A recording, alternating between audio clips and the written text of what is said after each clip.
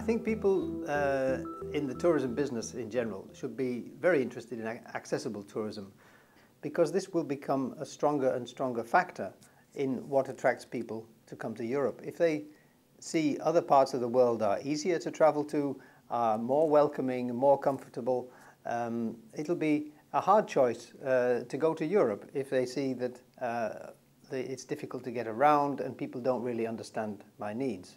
Accessible tourism is important because it is an investment in the future.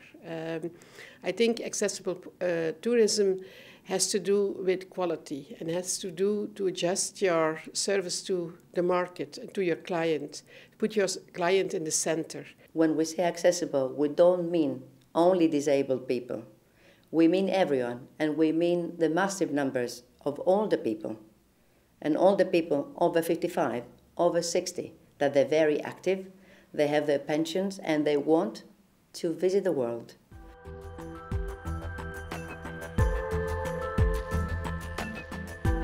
In the cases that we have studied, in between 1.5 years and 3 years, all the investments in accessibility and design for all are paid back. Then that means that this is a very good business.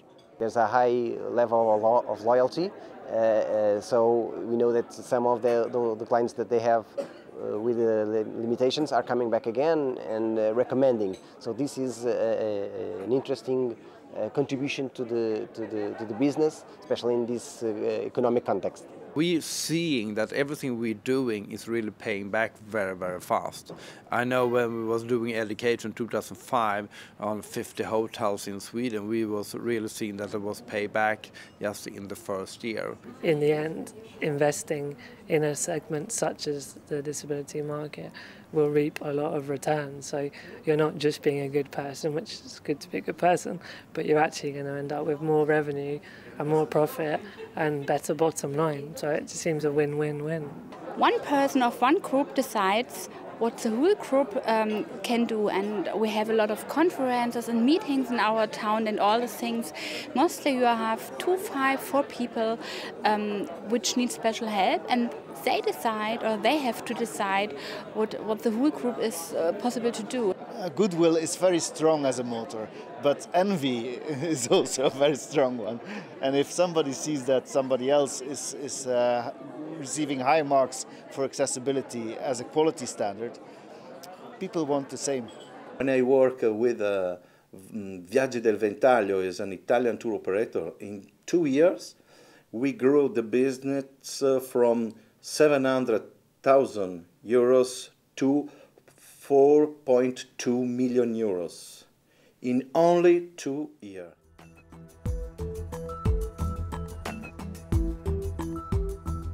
It is really about creating a seamless stream of accessible offers from the booking stage or pre-booking stage, information, until when you come back home. This question about information is really key. You have to offer information which is solid and reliable and enables people to make a real choice about, well, can we go there and can we do that? Because if you don't offer that information, they'll have already gone off to the next website to find something better. Well, if I personally have such a good experience, I'm going to tweet and I'm going to blog and I'm going to tell my friends and I'll go back again. And if you look at that from a business perspective, you've got an ambassador and a marketing campaign.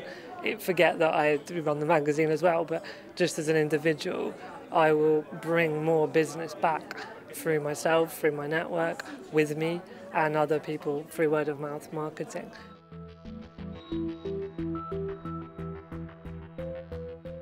I have been in wonderful, beautiful handicap rooms in hotels. Everything is perfect. Everything that is expensive is perfect. And then it's the small things that just put up my jacket and the hook is up here. It don't cost about £1 to put up a hook there. So I believe that the small hotels and small things can do it too. You don't need to do everything on the started. I mean, the best thing is to rent in a wheelchair, go around the hotel, invite people, have fun, and see what can you doing. Because it's many things, small things that don't cost money. you can do the change. Because a lot of businesses still don't fully understand what we mean by accessible tourism, and they don't know that there are some easy things that they can implement. It's not always about wheelchairs and widening doors and ramps. There's quick and easy things that can be done. The disability awareness training, for example, and looking at services for deaf people and people with hearing loss.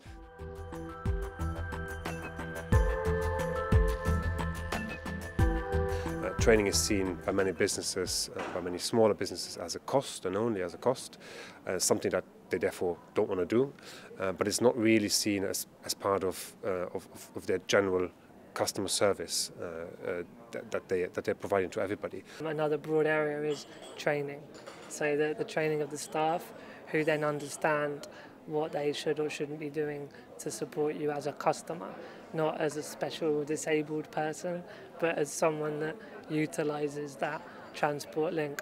And I guess that flows on into all parts of tourism, that whether it's a restaurant or a museum or a cafe or an attraction, that it's just about being able to cater for someone the way you'd cater for anyone else. And that might mean a little bit more upfront research or training and awareness, but in the end it's about people. It's just about catering for people and making their time enjoyable as is possible. Training needs to be adapted to different roles that people play within a business. So from managers with direct client contact, to managers without such contact, to frontline staff, but also other people who are more indirectly involved in the tourism supply chain. And unless there is a legislation in Europe that says anybody involved in the tourism industry or in the public service of the public must be trained, it will be difficult to convince.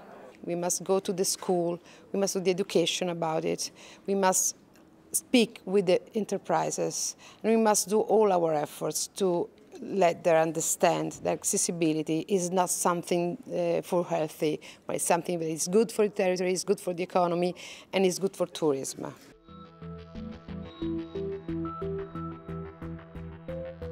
Well, it started by realizing that accessible tourism is tourism. It is our responsibility. It is within our power, and it is one of the last growing markets in our economy. Especially if you can think of accessibility as a innovative and quality aspect.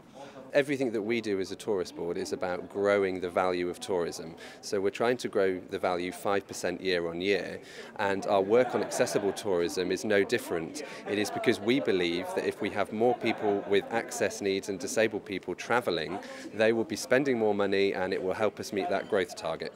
And we believe that accessible tourism could be really a golden opportunity for small enterprises in Europe, and SMEs representing Europe, the backbone of activity, of economic activity in EU, for those enterprises that deal with the tourism sector to embrace this opportunity, which we realize it's a market that is vastly understood and vastly underserved.